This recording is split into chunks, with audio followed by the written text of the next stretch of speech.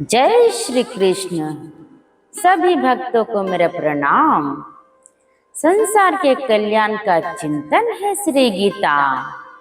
बड़ी ही पावनी और पुनीत है गीता। असत्य पर सत्य की जीत है गीता।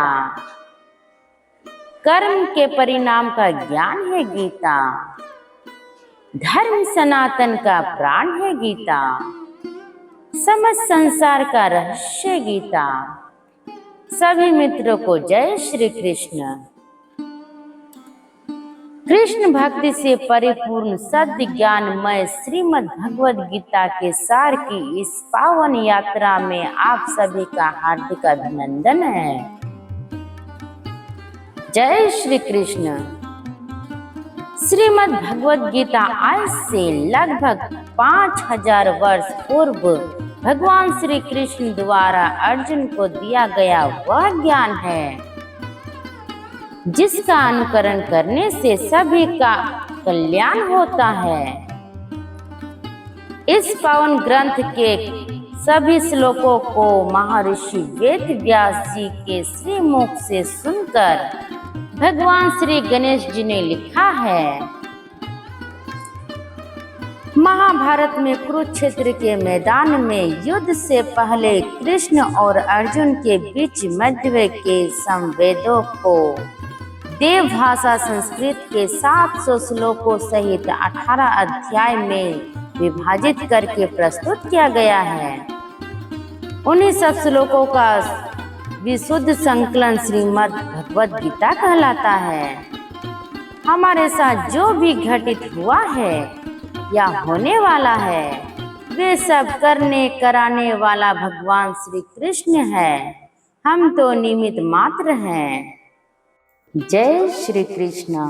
श्रीमद् भगवद गीता अध्याय 1 श्लोक नंबर 21। भीष्म, द्रोण तथा विश्व भर के अन्य समस्त राजाओं के सामने भगवान ने कहा कि हे पार्थ, यहाँ पर एकत्र सारे पूर्वों को देखो।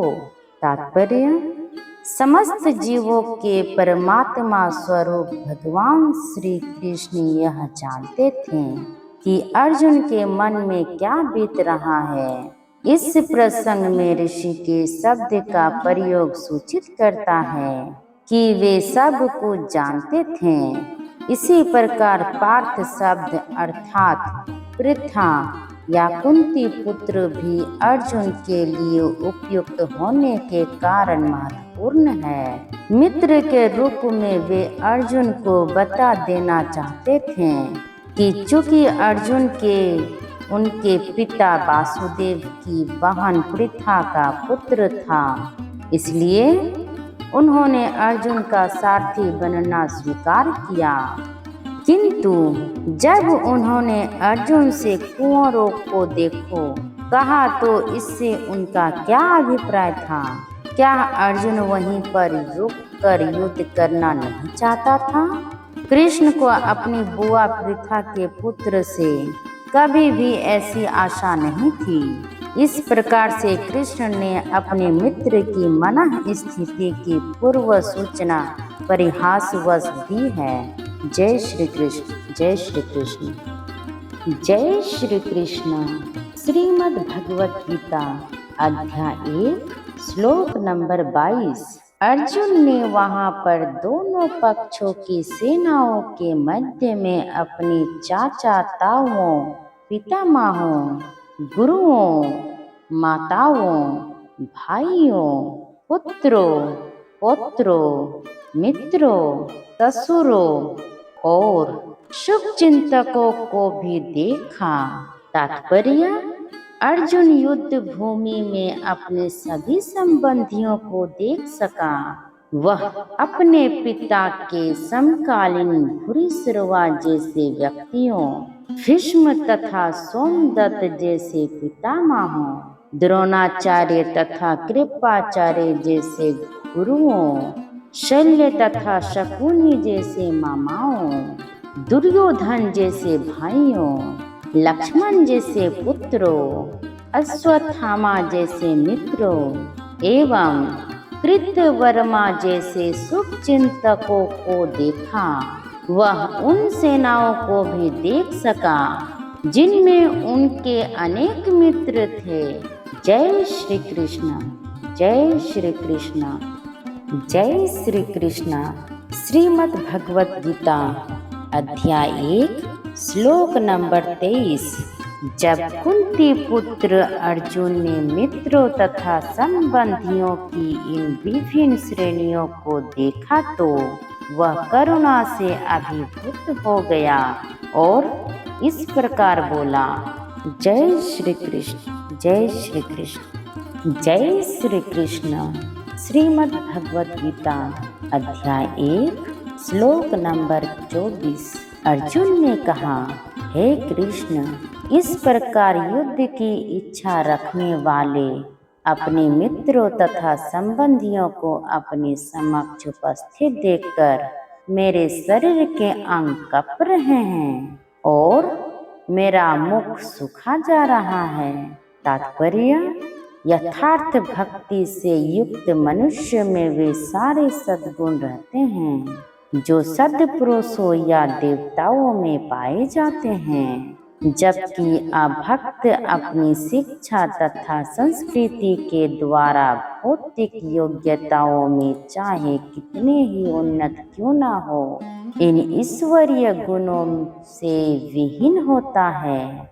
अतः स्वजनों, मित्रों तथा संबंधियों को युद्ध भूमि में देखते ही अर्जुन उन सबों के लिए करुणा से अभिभूत हो गया जिन्होंने परंपरा युद्ध करने का निश्चय किया था।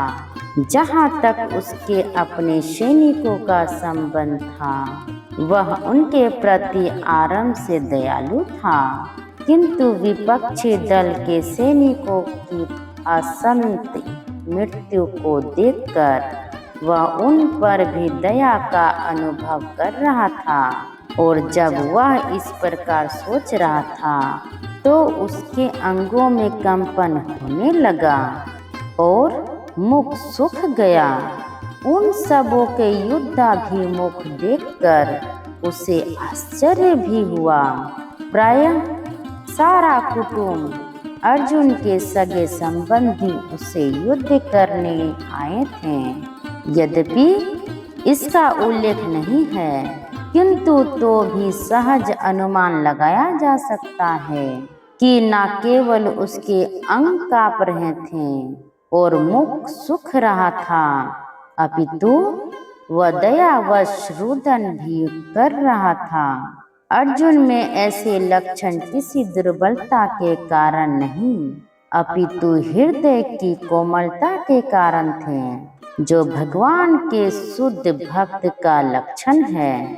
अतः कहा गया है, जो भगवान के प्रति अविचल भक्ति रखता है उसमें देवताओं के सद्गुण पाए जाते हैं, किंतु जो भगत भक्त नहीं है उसके पास भौतिक योग्यताएं ही रहती है जिनका कोई मूल्य नहीं होता।